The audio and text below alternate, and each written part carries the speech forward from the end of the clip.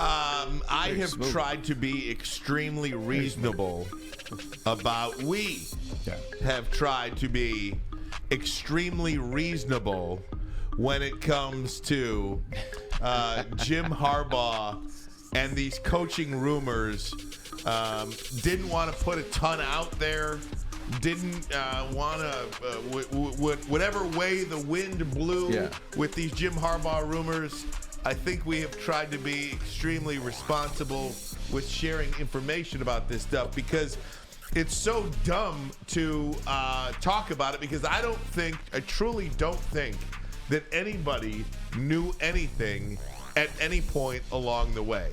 Jim Harbaugh interviewing for NFL jobs, and is he coming back to Michigan? Is he not coming back to Michigan? Ladies and gentlemen, the latest report that's out from NFL reporters, Mike Garofalo. This one I do believe.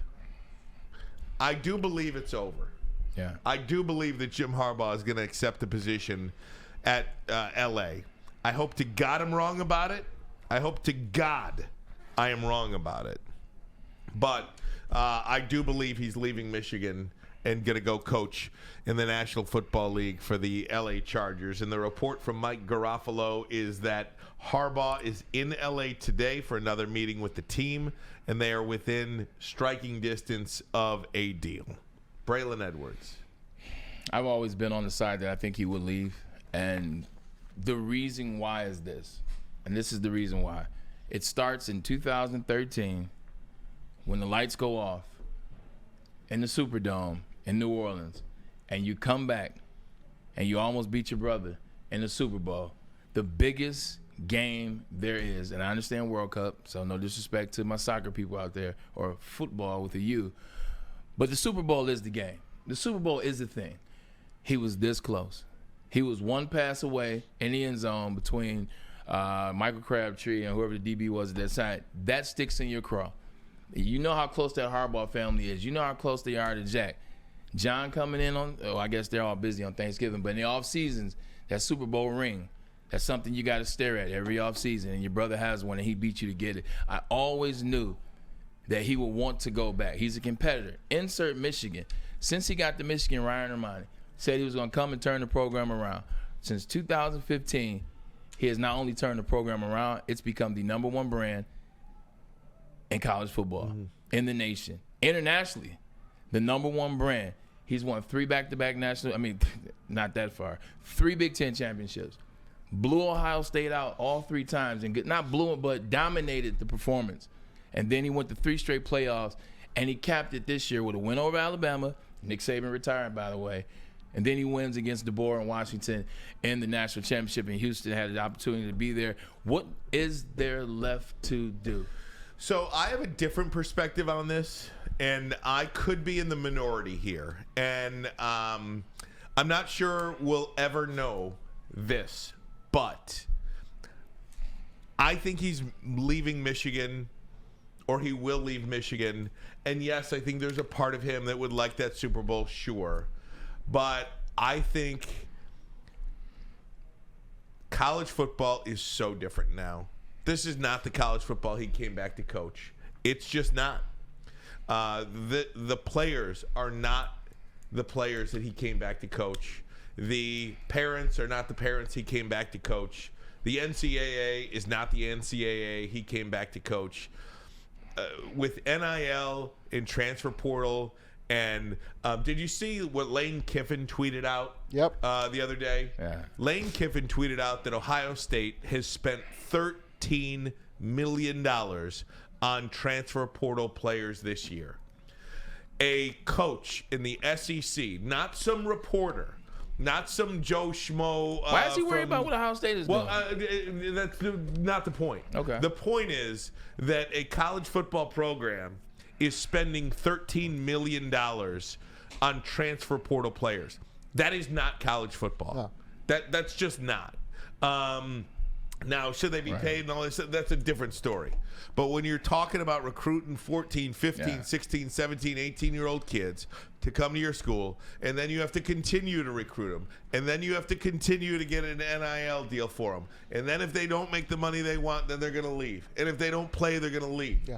And if you don't pay them what you said they were going to get paid, then they're going to leave. Talking to high school kids. And it's fine. It's fine. That's a completely different argument.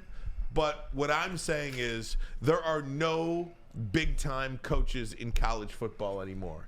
If you can coach in the NFL, you're coaching in the NFL. You're not coaching in college. Yeah. Because nobody wants to chase down a 16-year-old kid and tell them what they can do anymore. In my opinion, I think it's more about that than it is chasing a dream of winning a Super Bowl, to me. I could be wrong. We will never know that answer, but that's what I think. Respectfully, I disagree. I hear your point, and it's a well thought out one. I just disagree from the standpoint.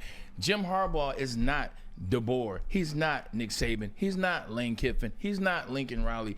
They aren't recruiting and spending the type of money that these other players are doing. You just talked about their recruiting class this year. They're still in the 20s. Because they go after a certain player. They go after a player that still believes in the college education. They go after a player that still believes in the team, the winged helmet, and they understand what it is to play at University of Michigan. Look at how that team bought into Jim Harbaugh. He is one of the guys that actually can handle this day and age in college football, at least in Ann Arbor he can. Now, outside of Ann Arbor, it's very different everywhere. It's like the Wild Wild West. I still think if Jim wanted to be here, he wouldn't have the same problems as a Kirby Smart or these other. What's up, Hammer? I see you over there. He wouldn't have these same issues as other coaches. This could be one thing that I haven't thought about. You're the best. Look at that. You're the best, and you got the double whip bearing gifts. I just stood up to the counter and said, "Who knows what Braylon drinks?" And I think was it Lydia? Yeah. Said, "I got you." Appreciate that. Thank you so much. But could it be this, Ryan? And I'm posing a different side of it. This is a question. I just came up while you were talking. Right now, who is the NCAA, the Big Ten, and everybody else after? Who don't they like? It's Jim Harbaugh. Absolutely. That's part of it. So could this be Jim Harbaugh saying, you know what? I still want to coach in the NFL, and maybe if I step away, maybe if I go to the NFL, maybe the NCAA leaves Michigan alone. I mean, potentially. And again, these are the problem with this is these are questions we'll never know. Yeah, and DraftKings has taken Jim Harbaugh's name off the board. The betting odds for the LA Chargers are over. That leads me to believe also that there's a lot of smoke here with Jim Harbaugh to the LA Chargers. And again, they're saying he's in LA right now, and they're within striking distance of a deal. The problem is we will never know why he officially left. You could talk to me about his will to win a Super Bowl all you want, but I just think Nick Saban left. Jim Harbaugh wants to leave. Nobody wants to coach in today's college football. Nobody that has an opportunity to coach in the NFL wants to coach in today's football. There isn't a college coach in the game today. Remember, and I mentioned this before, remember growing up, Paterno, Bowden, Schembechler.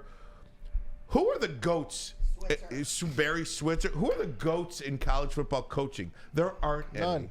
If Kirby Smart could get a job for the Atlanta Falcons, you know who Kirby Smart would coach? The Atlanta Falcons. If Lane Kiffin could coach the Chicago Bears, you know who would coach the Chicago Bears? There is no coach in college football today that would coach in college over the NFL, and I don't think that's been the case in a long time. Trickles over a little to basketball, too. Same in the NBA and college basketball. Absolutely.